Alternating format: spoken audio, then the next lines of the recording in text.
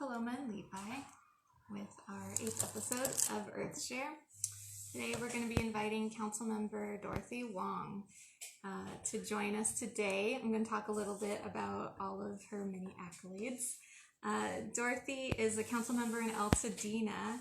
She volunteers and advocates for many different organizations nearby, including Save Hahamongna, who's looking to restore and protect habitat in the Hahamongna watershed, the Arroyo Seco Foundation, which also has similar interests, and restoration.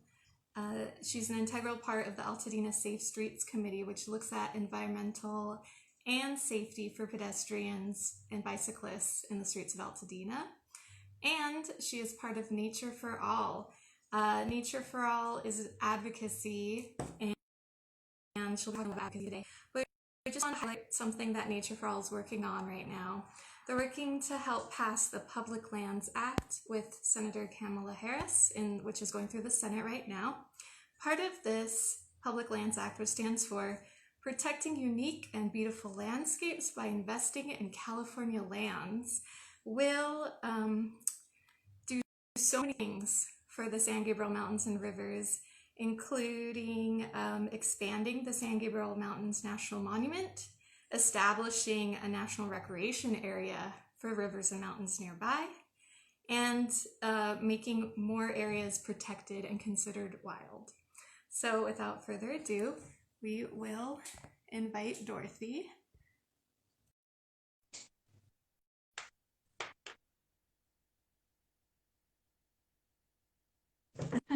All right, there she is.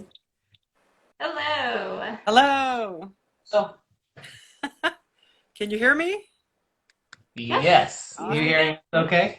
Yes. How are you guys? Good. So the question we like to start with is simple and complicated, depending on who you are. What does nature mean to you? What does nature mean to me? That's definitely a full question, but obviously words are life. Life comes first to me. Nature means we're connected. What affects one affects another. And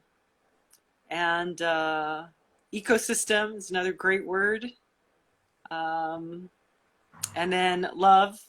I think once you get connected with nature, you fall in love. And then I also feel, when you look at where we are in this world, nature is also delicate, balance, and a lot of things that, sometimes in our world, it's very difficult to have that, right? So it's really the solution to so many of our world's things. Whatever is wrong in the world, nature is a solution. I'm on my phone, so sorry if it's bouncing around. Okay. I'll hold it. So, I can go outside. I think you're How's good that? Yeah. right now. Yeah. So yeah, that's what nature means to me in a general sense. It's big picture, but it's the center of all of the solutions to the world's problems. So next question, what are your earliest memories of nature? My earliest memories of nature, so I grew up in Hawaii, and I think I'm pretty lucky that I grew up in Hawaii because I was surrounded by mountains, the ocean, and all that sort of stuff. So the beach, obviously, is probably the most impressionable thing growing up in Hawaii. And then the mountains in Hawaii, they're very, fast rising, so to speak. So, rigid cliffs. So they were really kind of a little bit of a mystery. It's somewhere I didn't spend a lot of time going to. because it wasn't easy. So those are my memories. So the mountains were majestic, they were tall, but they were kind of distant.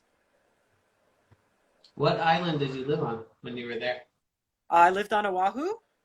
So Oahu, you guys, have you been there? I've only been to Kauai. Yeah, I was really blessed enough to go to Oahu. I was invited by the Leleokolani Trust Foundation as Wow. part of the conference, and it was life-changing to say the least. Yeah, right on. Yeah. So, Oahu is actually a blend. Obviously, Honolulu is the capital of the state. So I'm kind of a city girl in an odd sort of way, right? I lived actually 2 miles up the Ko'olau Mountains. But really I was more connected with the ocean, which is kind of funny. So did I answer your question there? You did. Yeah. How do you feel connected to the land where you're living now? Okay, so my story, obviously, so I spent time enjoying the beach, living about 2 miles up the Ko'olau Mountains, looking at the ocean. And then I came to Los Angeles to go to school because I either wanted to be a DJ, or I was going to run NBC Network or be the next Connie Chung, and, be a broadcaster. So, so when I came to LA, I did find that connection with the ocean, right? So that was I would look at the horizon when I was homesick and go, wow, that's where I live, somewhere over that horizon. So I took up surfing, and then I didn't really surf much in Hawaii. Like I would maybe, bodyboard or,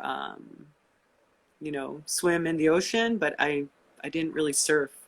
So, so basically seeing the cement jungle of highways and freeways in LA, thankfully I did find the ocean. And then luckily, somewhere along the line, after I graduated from college, I moved to Burbank. And so we had the Verdugo Mountains there. And then I took up mountain biking. And then mountain biking brought me to the top of these mountains and finding these secret places where you could get away from rush hour traffic. You could look down at the city. You might see a deer, like wildlife. And then I met my husband mountain biking, and he lived in Altadena. And he said, we should move to Altadena. So here I am. And then Altadena, obviously, it just dawned on me, like, I'm actually living about 2 miles up the mountain, the same as I did in my childhood here in Altadena, So I stare at these magical San Gabriel Mountains. I get to spend time. I feel very lucky living here, like you guys too, right? You get to actually get into nature within less than a mile. You're actually in the Angeles National Forest. So I feel like when I look at the mountains at sunset and the curves of the light reminds me of those rigid mountains of the Ko'olaus. Very nice. I think we're gonna begin our next segment talking about your connection with nature for all. Sure. How did this all begin? Yeah. How did it all begin? Wow. Okay. How many minutes do I have? So basically, Nature for All, I didn't know about Nature for All, but I was spending my time, let's see. So somewhere through my life, when I first came to California, I didn't have a car. And so I actually bought a bicycle for probably $50 and got a job and took the bus. So at the end of the day, I bought a car, and then I lived my Hollywood dream. I got into the Directors Guild, and then I was looking to buy a house, and then I took up biking. And then so biking, I realized why is it so dangerous to bicycle? You know, where is the safe place to bicycle? So, and then my friends were either getting hit or sadly killed because we didn't have safe place. So it turned me into an advocate. I also, with my production skills, started putting on bicycling events, and I was pretty good at that. And then, of course, during the time of biking, I also lived my dream to be a elite bicycle racer, like a professional athlete. So I took kind of my production skills and my organizing skills to biking, and then naturally into bicycling advocacy. So I started volunteering my time, and also somewhere along the line I decided I needed to get a certification to teach bicycling. So I went to Washington, D.C. just because I wanted to go to the National Bike Summit. They had a women's summit. My parents were up in upstate New York. My husband's father had moved to Maryland. So I'm like, okay, they're offering a certification class before the bike summit. I can go to the women's summit. We can visit our family. So I got certified as a League of American Bicyclists instructor. I know this is a long story, but it does lead to how I got involved with Nature for All. So then I posted on social media that I got my certificate as an LCI, and literally within a month, Metro Los Angeles put out a $500,000 grant. We need to teach bicycling safety so we can get people using transit, because they realized there weren't enough parking lots to fit all the cars to drive to the train station. Mm-hmm. So I ended up teaching bicycling safety, and then supporting, it was called Bike San Gabriel Valley, Bike SGV at the time, and also the Los Angeles County Bicycle Coalition. Let me see if I can put my phone down. My arms are getting tired. And then through that, I ended up teaching all of the classes, and then helping Active SGV, helping them learn, because they became my assistant instructors. And then we taught all of the classes in the San Gabriel Valley. And so ultimately, it just snowballed. I started teaching for walk-in rollers, learning about safe routes to schools, and all of that advocacy. And so my name came up as someone to be a Nature for All leadership candidate.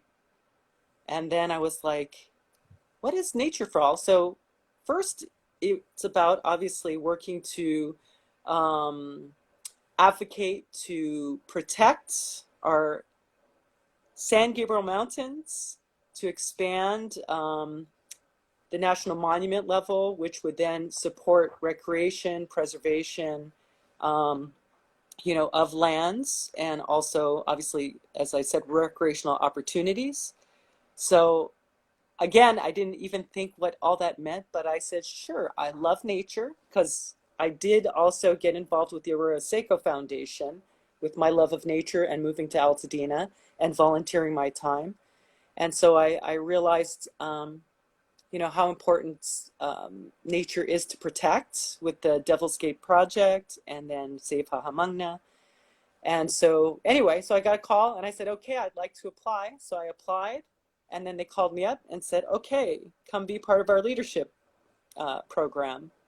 And that was the best thing, one of the best things in my many years of life now, as I'm getting older, that I did, because it did teach skills and that perhaps I didn't have, or give me more confidence in doing something different than working in Hollywood and riding a bike, where maybe I had some confidence. And then meeting and empowering, the community was just amazing, because there was a resource, LA Nature for All, that welcomed everyone, right? And then ultimately, empowered us. So I was fortunate enough to get selected, because, do I talk about my next phase yet? Sure. No, so then ultimately what ended up happening was, then I was learning these leadership skills, and then in Altadena, I learned about the town council election. So I'm like, wow, I was feeling, I also am on the board of the California Bicycle Coalition. I'm on the board of directors. So I'm going, okay, what are my next steps in life?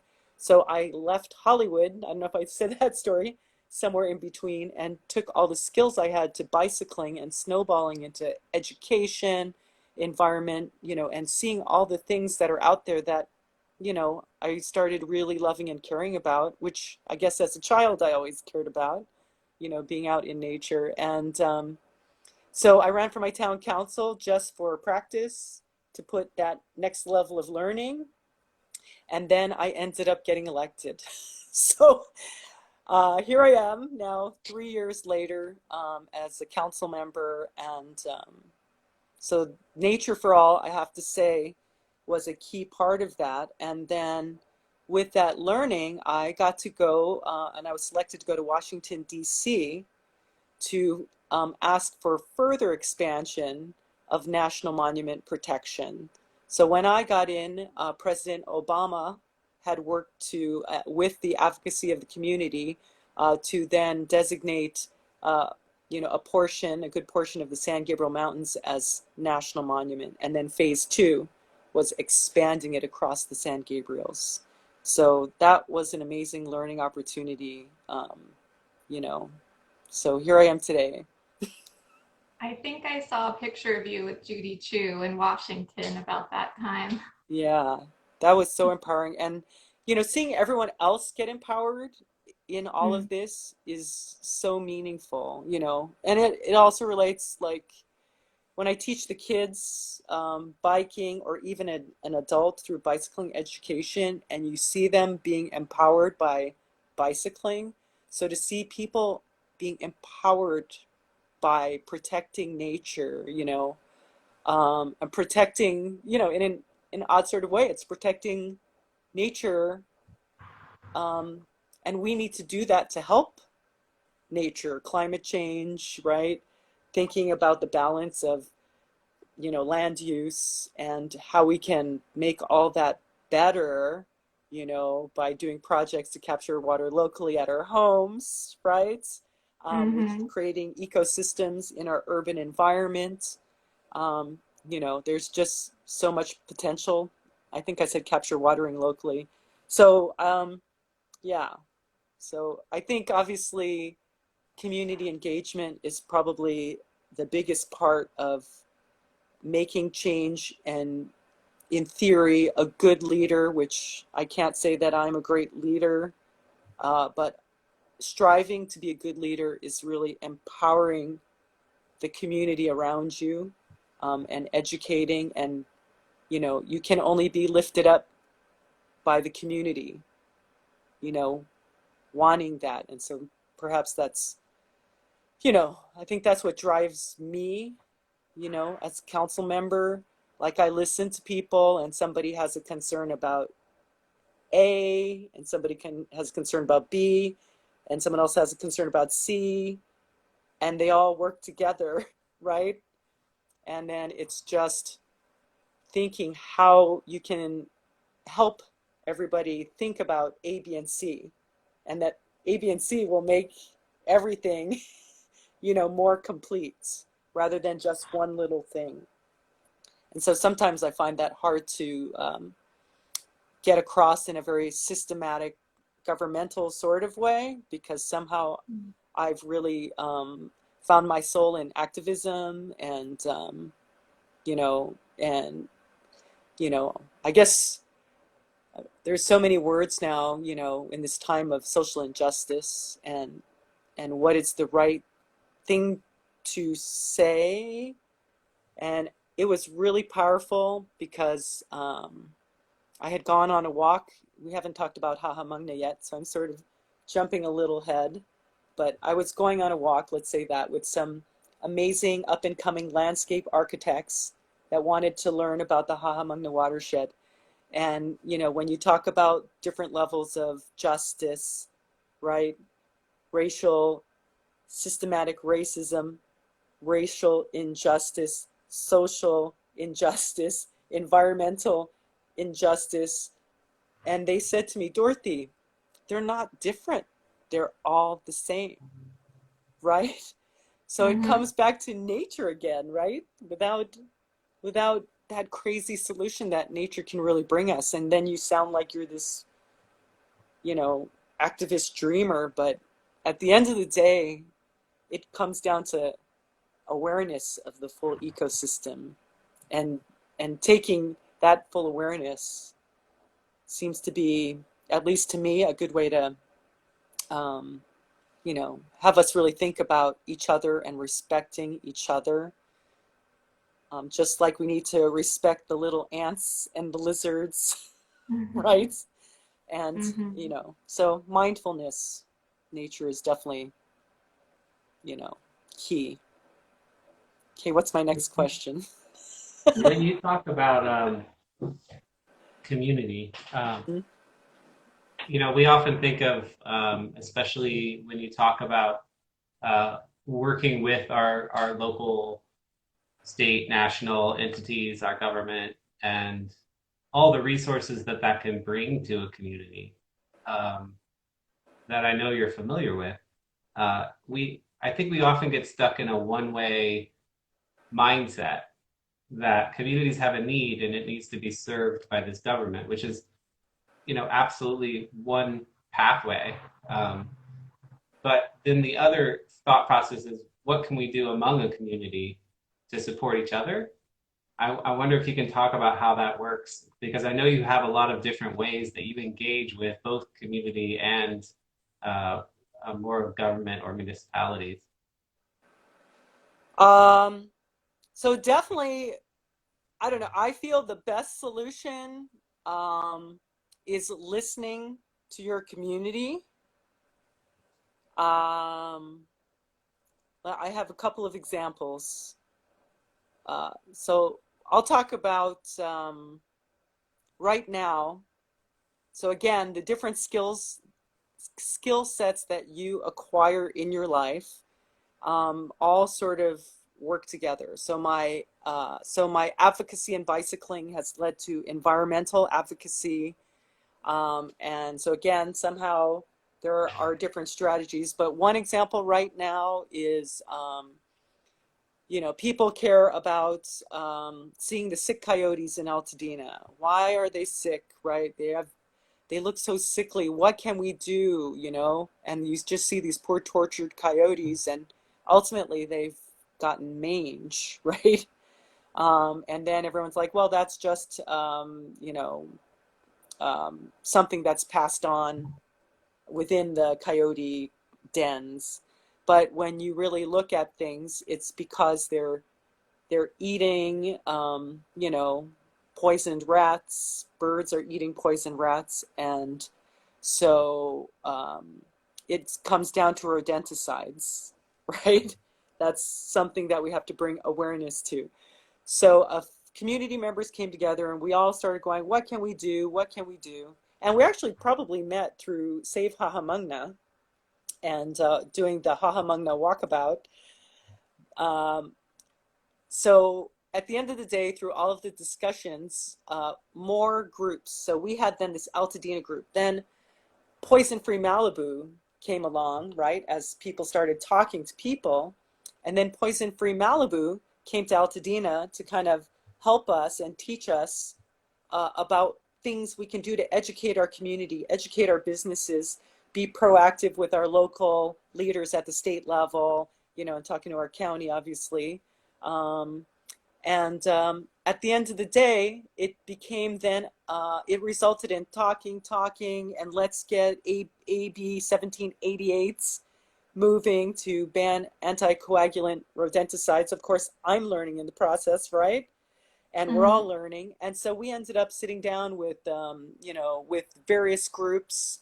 So it was Poison Free Malibu, it was Friends of Griffith Park, you know, and then what? Altadena. But it came from, so, you know, we had another little story, but at the end of the day, next week, this coming week, going up to the State of California Appropriations Committee are going to be talking about passing, hopefully, sort of an amended level of AB 1788, which will then look to ban at least level 2 anticoagulant rodenticides. So did I know about all this while I was racing my bicycle and working in Hollywood? So it came down to community learning, right? We talked about a subject, we learned about it, we figured out how to empower each other, we wrote letters, we created coalition groups, and then we were able to then sit down with, you know, Senator Portantino, for example, and say, hey, this is important, you know, to us. So in a way, I kind of morph into a chameleon and I become a community member because I can't go out there and say, I'm Dorothy Wong and we need to ban rodenticides. You know, it doesn't work like that. And it's really what is the community concerned about. And nature for all, here's the fun part of it. So then we met with Poison Free Malibu. And we were still trying to finish off some, finishing off some great programming with Nature for All called the Beer Series, right? And, you know, fundraising. And one of the fundraising events, we wanted to do a fall event. So I said, hey, let's do something where we can talk about rodenticides. And then Poison Free Malibu said, you should bring in Beth Pratt Bergstrom. And she's I think the California Wildlife Federation, and she's championing the Southern California mountain lions, right? The story of P22. So then that evolved into, let's have a movie screening. And we said, let's have it at the Zorthian Ranch. And we're going to talk about the plight of the mountain lion, and their battle is also anticoagulant rodenticides. So we had a movie screening, a happy hour, a hike, a tour of the Zorthian Ranch, and we educated the community on anticoagulant rodenticides, empowering organizations to come together and advocate for their cause.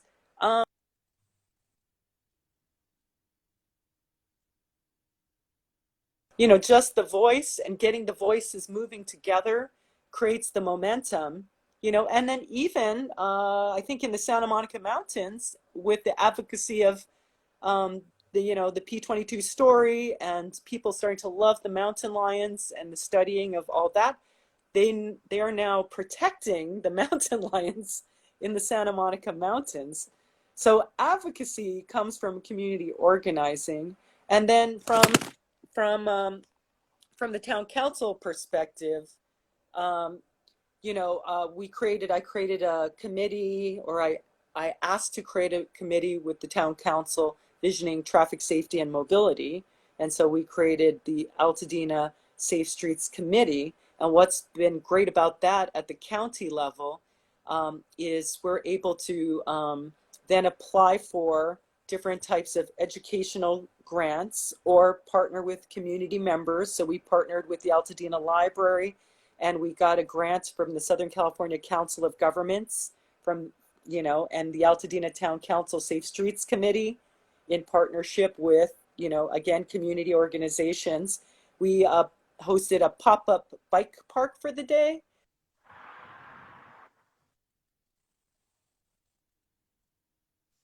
We ended up inviting the Highway Patrol to come. They gave away helmets. The sheriffs came and they brought their junior explorers out. And then we had a bike ride. We did a walk audit. We had Two Dragons Karate come out and do karate demos for the kids, for everybody really, and Tai Chi, and we got to do Tai Chi. And we had the River Project come out and do a little, you know, showing us what bioswales were. So if I wasn't a town council member and I said, hey, I'm Dorothy, you know, it's not as easy. So it's helpful to have, you know, the ability to then interface with the community and then get everyone moving. And from that, we also, you know, I actually today, or was it yesterday? Yesterday, I ended up riding my bicycle on a street called Casitas, and we had gotten a grant, an education grant, in partnership with California Walks, and the funding comes from the State of California Office of Traffic Safety, and we did a Safe Routes to School assessment around Jackson Elementary. So while I was riding my bike yesterday, I went on Casitas, coming home from Pasadena, and I hit the little button to cross Woodbury, which is one of our most dangerous streets with the number of traffic collisions and just speeds often the cause there, and wide intersections and so forth. So since Casitas is right next to Jackson, where we did the assessment, Public Works came to participate in our assessment, right? And all of that snowballed into then, oh, we did what's called a lead pedestrian signal. So when you hit the button, you can walk across the street before the cars can move. And that really helps, you know, and I hit the button and I didn't have to wait 2 minutes for it to change. As soon as I hit the button, the lights went yellow, the pedestrian phasing went, and then you could cross a very wide street with more time. And then it was 4-way stop signs that all got added. I think 2 of them got added during probably around the time we did this assessment. So it did great things. And then Census Tract 4610, which Jackson is in, the entire census tract is getting repaving and curb work done. So that came from, again, community organizing, getting the school involved, getting the residents involved, getting the highway patrol to join us, you know, because they're a traffic safety, and then the county was looking at everything. And then from that, the county actually applied for a active transportation planning grant for Altadena.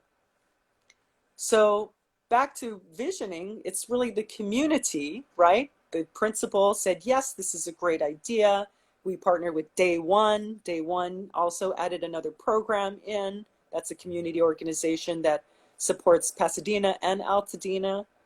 And so again, that connected ecosystem is, you know, can happen. And it takes, you know, partnerships and community will. And so I think that's what I feel like is the potential of being a council member in Altadena, where we're unincorporated.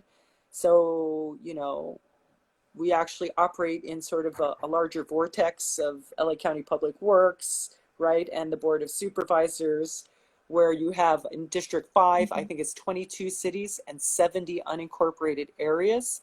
And it's really difficult for them to totally have their pulse on how we feel. So the more we can sort of identify, you know, things we care about, you know, the more that we're able to kind of support improvements in our community. How's that? Yeah, it inspires me at Arlington, thinking about Arlington Gardens and how one of our streets that we're on is Pasadena Avenue, which people still use as if it is a freeway. It's very dangerous. And we hear from a lot of residents nearby that they don't feel completely safe getting to Arlington because of the fast speeds. And there's so many schools within walking distance that don't take advantage of having a free garden right there because of the danger they have in having children cross those streets. And I'm hoping that now that there won't be a freeway, now that that project is over, how can the community and how can Arlington Gardens help the community organize to fight for slower streets and more safety and more bike safety and pedestrian safety as well? Yeah. No, that's a great, that's like Arlington Garden is just this secret place of heaven. And often people don't see it because of that fast street, right? Right. People zoom right past. And it's like, where is that? And so I think, you know, you have a lot of, so that's the other thing. Like, I really still dream that somehow we can interface Altadena and Pasadena with a lot of things that, you know, even us, even though we're separate, we're connected. You know, we do share, obviously, some of the last standing public schools in Altadena, you know, now that I think we're down to, is it 4 or 3? But something like that. You know, Franklin is now one of our schools that's gone. So I know there's only one elementary school left. So, you know, it's definitely bringing awareness, you know, of perhaps some traffic safety issues, or a great thing would be to organize a bike ride, something like that, and go, hey, everybody, we're going to bike ride to Arlington Gardens. And then, so there's different things that can bring awareness. There could even be a great opportunity to pitch like a slow street day, maybe even on a Sunday, since it's not particularly as busy, or maybe even now during COVID. Like in Altadena, the county is offering slow street networks where you can propose a network of streets for county unincorporated, and then during that time, surveying the community. How did you feel about that? Or, and there's so many ways that you can then provide community data. So Pasadena Complete Streets, also bringing it up to the Pasadena Transportation Commission. And then there's obviously commissioners that are fellow residents in Pasadena, that could also go, wow. And also the council members. That's the other thing is, I guess for me, because I'm involved in transportation, recreation, advocacy, education, and, constantly learning. Like, I go out of my way to do the extra step. So this is the Caltrans book. So this is the other benefit of being a council member. You get invited to participate in things. So I've done 2 years now, actually 3. So this is the Caltrans, and it used to be called the Bicycle Resource Center, Bicycling Transportation, but now it's called the Active Transportation Resource Center. So that's the other benefit of somehow being involved in in some commission or committee. And so I think the advocacy would be, think about how you can really, get that sort of location advocacy. Here is this beautiful garden, and then, have people, either think about the safety around it and perhaps make some comments, and then invite those transportation people and your council member, or, that goes, hey, I think it's kind of dangerous here. How can we make it slower and safer? And then you guys, not you guys, but Arlington has also, you have you have a great new leader in the Pasadena, Arlington does, for transportation. So she might have some great, great ideas if she sees it and starts thinking. But it's really, again, involving the community, the people who use the garden, the people who live around it. Even there's a program called, there's programs called Safe Routes to Parks. So you could actually probably call Arlington Garden a park. And then there is actually State of California sort of funding different programs for safe routes to parks.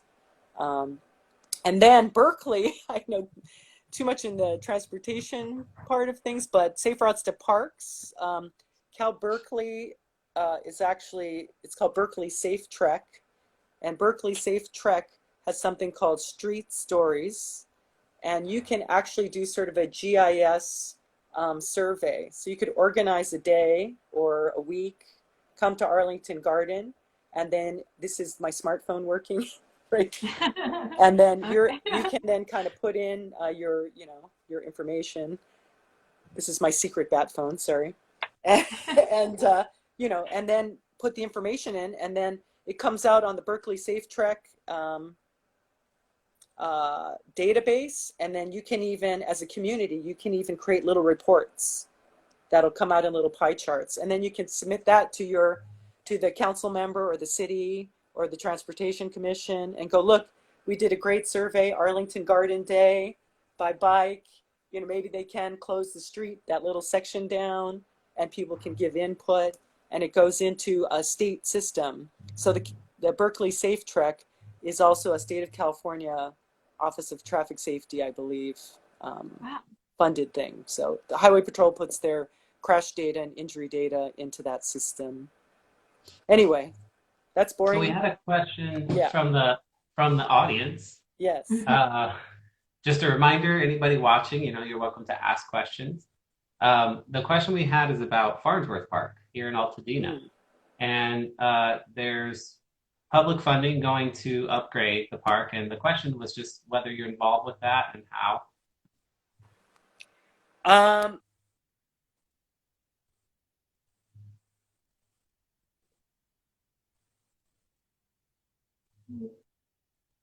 Okay. I fell off the screen. So that again, I have, because I'm focusing on traffic safety and mobility, and we have 8 districts of the Altadena Town Council, 8 census tracts, and we have 16 council members. I have not been assigned that part of the management or understanding or outreach. So that is something definitely. I'm on the executive committee, so I can bring up that question: what is going, what is going on? There was a meeting from the county regarding pickleball courts and also I think the playground. So, so again, with everything swirling around in this world, I would say that I have been in the mix, but it hasn't been on my priority wagon of time. So there is information that I can share. And with that, I should probably post it. The last, I can follow up and then I can post it on the Altadena Town Council website. Yeah, do you want to just take a minute to talk about how people can reach out to you directly? Sure. So again, my name's Dorothy Wong, and you can reach out to the Altadena Town Council website, altadenatowncouncil.org. Do you guys need me to spell that? altadenatowncouncil.org, and then you can see all the council members. And so I represent Census Tract 460301, and there are 8 census tracts. So you can find out who represents you, and then you can ask them questions. There are 2 council members per census tract. So 8 census tracts, 16 of us. And then we have a handful of committees. So we have like a filming committee, land use committee, safe streets committee, education committee. And if anybody wants to form another committee, just let us know and we'll keep adding to that. And the success of the committees comes from the community involvement. That's what I have to say there. You know, I keep going back to how maybe people are wondering why a public garden would be interested in transportation and safety, but it's all connected. I can't help but think, would slowing traffic down help the wildlife who uses the garden as a habitat, and what people don't have access to the vehicles speeding by, what people rely on walking, bicycling, or public transportation. And that reminds me of intersectional environmentalism that you brought up earlier.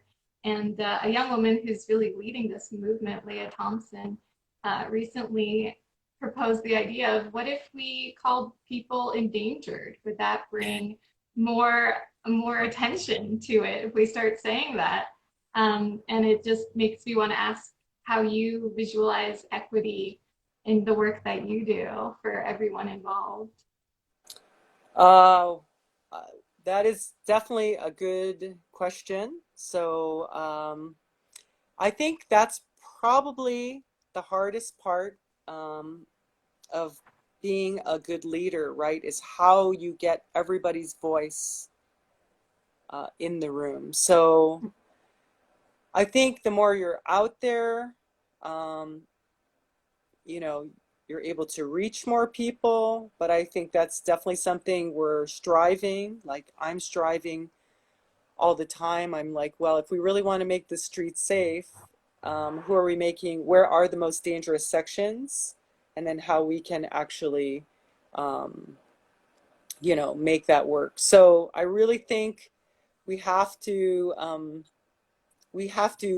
take the extra steps to get everybody involved. And so a lot of the council members, I know residents, the more you get to know your community, you can also see who needs more help with what's going on. And it's definitely not easy. Like, if you look at every leader that's out there in whatever level of government they're in, that's probably the hardest thing, right? How do you reach people who don't go on Zoom, who aren't, going to the community meetings, who might not even be going to the Zorthian Ranch to watch the film screening on P22?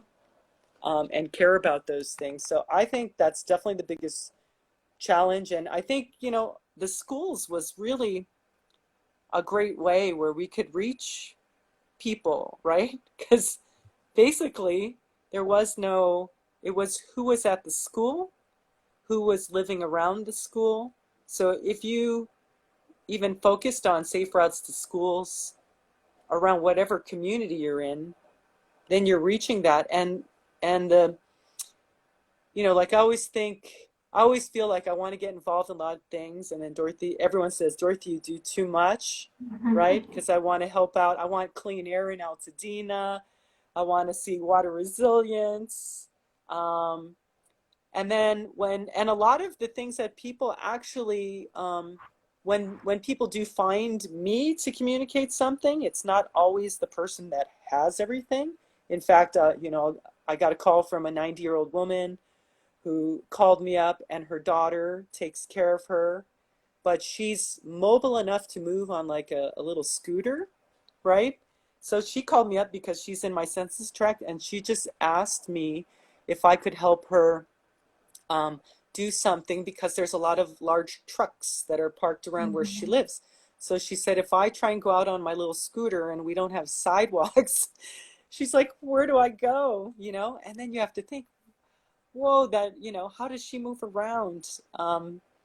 And so, or other people like I've discovered as council member by reaching out a lot with emergency preparedness, that I have a family of, folks that are like the entire household, except for one person, had, some sort of ADA issue, so they couldn't move around. But they were like, Dorothy, you need to help us because people are shooting guns and we're getting stressed out. So when it comes down to it, it's like, a lot of times I feel like good community organizing and representation is really kind of the most helpful way, like helping.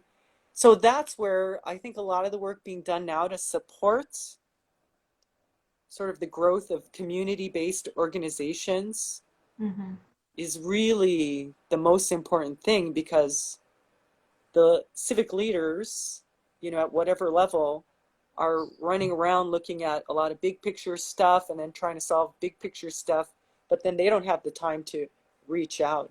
And even, I think Altadena is, I've read, either the 3rd or the 6th largest unincorporated area in the county of Los Angeles. So, and we're volunteers, right? So we're volunteering our time. But the power, even in Pasadena, is those council members are probably busy with the same sort of things. And then there are departments, just like Altadena.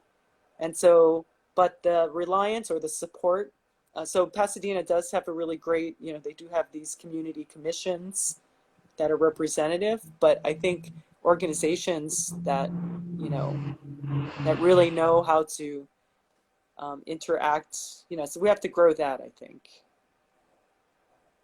Yeah, I think for me, what really stands out about community organizing is listening to the needs of the community, not assuming. Right. And hearing different perspectives, as you were saying, different perspectives brings ideas you never even considered before. Instead of telling the community what they need, you're gathering all this data and information and ideas from everybody. And as you were saying, it makes it stronger. It makes these ideas and projects even stronger. Yes. And then it saves money, because then you're not doing the same thing over and over again. And it's not, you can't fix it. Like, fixing it is, involving the community, because they know what, and like you said, even the language, right? How you communicate something at a government level is not something that's easily understandable,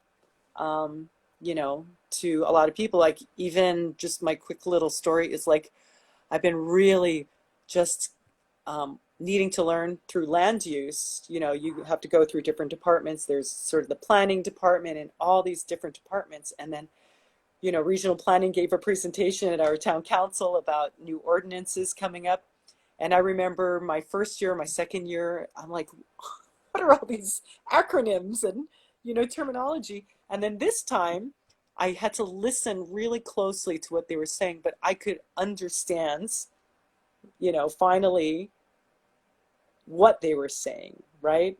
Um, and just imagine, like, at the end of the day, people are working. Some people, they have kids, multiple family members they might be taking care of. Who has time? So that's where I feel like a little sense of responsibility, right? Like, even Mm-hmm. though I want to talk about, again, traffic safety and mobility often affects our most vulnerable people.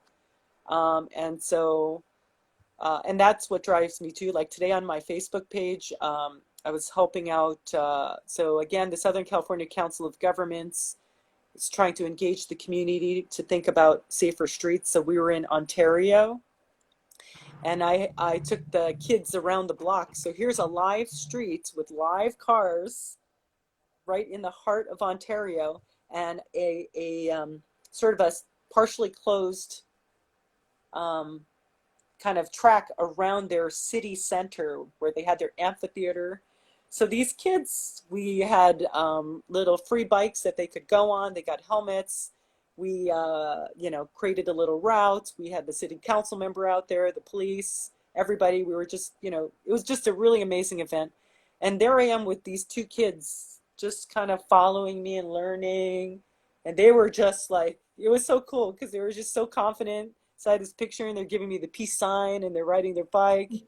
So I think, anytime I help communities get empowered by bicycling or, nature, like you guys are both, the power of nature. I know we're talking about transportation, but the power of nature is really the center of everything. So, and transportation and mobility, is definitely a key component of livability as well. And they all kind of work together. You can call something an urban trail, right? To move around, get creative with different things. Um, So yeah. here's the big question. hmm As we're getting down the end of our time, we like to finish with the big one, which is what is your hope or vision of the future?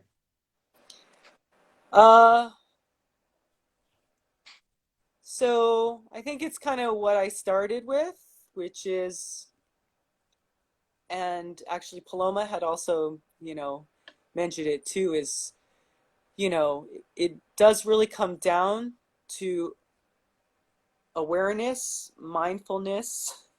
So my vision for the future, I dream, and this time is really in an odd sort of way very special during COVID because it's giving us opportunity to renew ourselves, to think about how we can be respectful of each other, open our hearts and minds, right, to each other.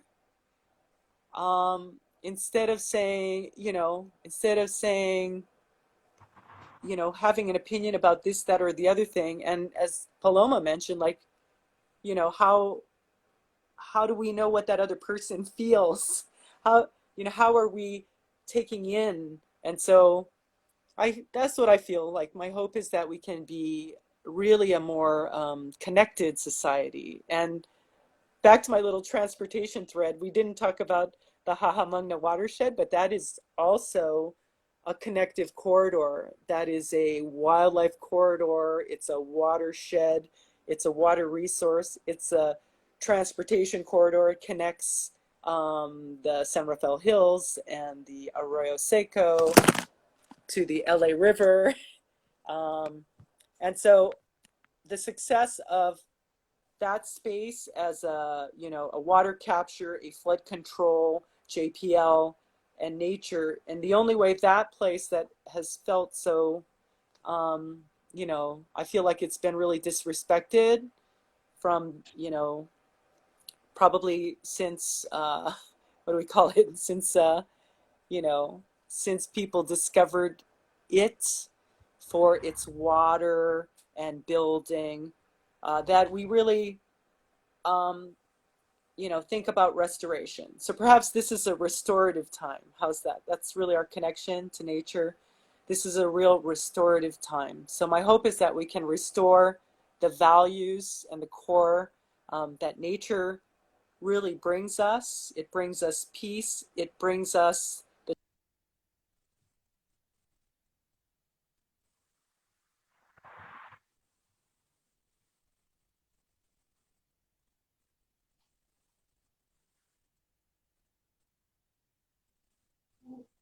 Maybe we lost her. Hmm. Okay. Should we end it on that? Or see if she comes back? Oh, Oh, there yes, she is. Hello. It's good old Altadena cell service. It keeps breaking up. But did that make sense? So I think Yeah. restoration and connectivity and respect of all users. That's my transportation term. Being mindful of all users of this planet and this world. I think, and collective solutions, inclusive voices will be the balance we need to roll on, right? Less climate change, no climate change, or reduce our climate impact, reduce our impacts. Thank you so much. Yeah. I mean, it's been the Earth Share, these interviews have been a great opportunity for us to connect where we can't necessarily in other ways. So it's really a gift to have you come join us and for everybody who is able to listen. We'll post this recording so people can use it in the future as well. Yeah, but thank you so much for joining us. Yes, thank you, and thanks for the great work you guys do in your lives, because I know you're great people and you do great things. So thank you. And we Together. Yes, love that. All right. Thank you, Dorothy. Thank you. Bye-bye. Bye now.